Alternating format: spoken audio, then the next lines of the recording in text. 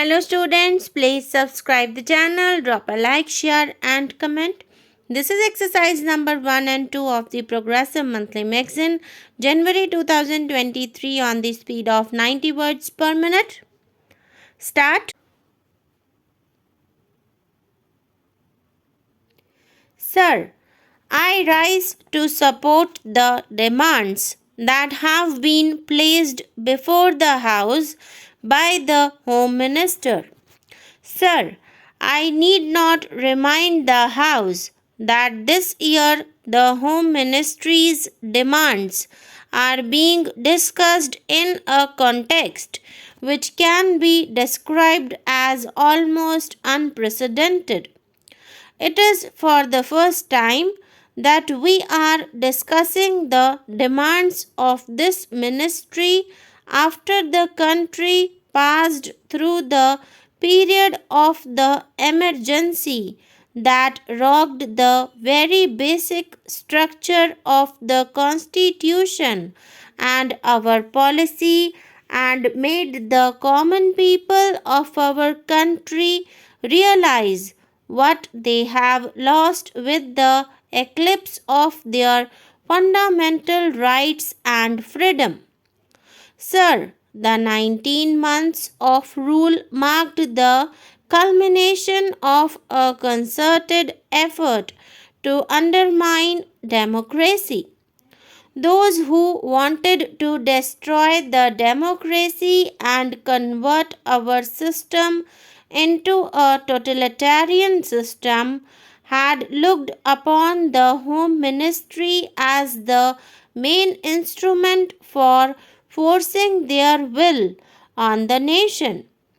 They wanted to substitute the rule of law with a reign of terror to place individuals above the law, to provide immunity to those whom the group liked, and to harass all those who were looked upon as dangerous to the monopoly of power that the extra constitutional group wanted to preserve. The then Home Minister was himself a captive of this group. It was practically a totalitarian regime and was therefore bound to be a police regime. That is why I would request the Home Minister that the whole police department should be thoroughly overhauled. Sir, I do not want to take the time of the House by listing the various agencies and organizations that were set up in the police department and the home department during emergency and before that. I also do not want to take the time of the House in describing the fabulous amounts of money that had been placed at the disposal of RAW and other agencies. Even the money was placed at the disposal of certain individuals, and that was exempted from the scrutiny of the Comptroller and Auditor General of India or the Parliament. I do not want to go into all these details, but I would only request the Home Minister to go into these things and ensure that such things do not happen in future.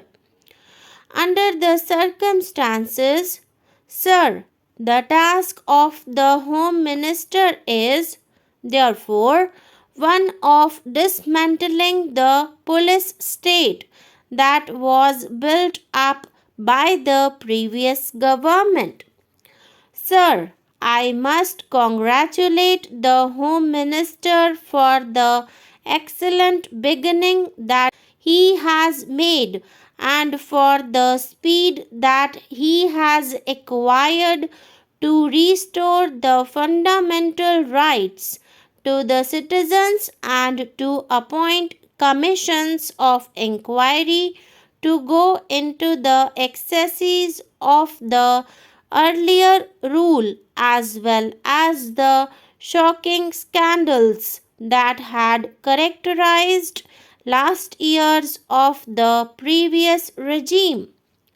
However, in all humility, I must confess that it is not enough. The 42nd Amendment of the Constitution should be withdrawn immediately. The fundamental rights will have to be fully restored, and the role and power of the judiciary must be restored immediately.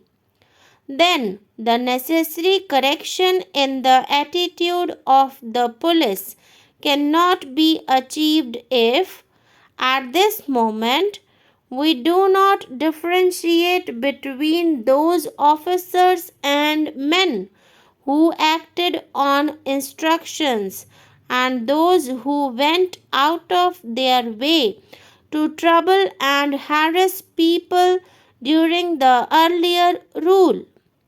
If we do not differentiate between these people and do not give to the guilty exemplary punishment that would serve as deterrent and corrective, we would not be able to reorganize the police department. Now, I come to the area of general administration for which the Home Minister is wholly responsible. Our public offices have not earned a great reputation for efficiency. Public petitions and letters remain unanswered and under consideration for months and months together. Public petitions and letters written by the public representatives, councillors, legislators, or members of parliament, even to the ministers, leave aside the officers, remain unanswered or under consideration for years together. Sometimes we do not get a reply at all to our letters. Our people have to suffer because of this. We hope the Home Minister will see that these public offices function efficiently. Even after 50 years of our own government, these public officers, especially officers like block development officers and the public officials, do not behave properly, and they even behave very badly with the public. The Home Minister should look into that so that the public officers behave properly and in a manner as to instill confidence in the people that it is their own government which wants to serve them and not to terrorize them. Within the time you have given, I want to draw the attention of the Home Minister to a very important matter. I know the law and order is a state subject.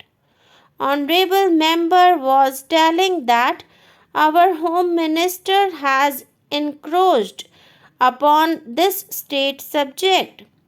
Sir, if some state governments and their chief minister and ministers behave in such a way which is against people's interest, naturally, Government of India have to take action against these people.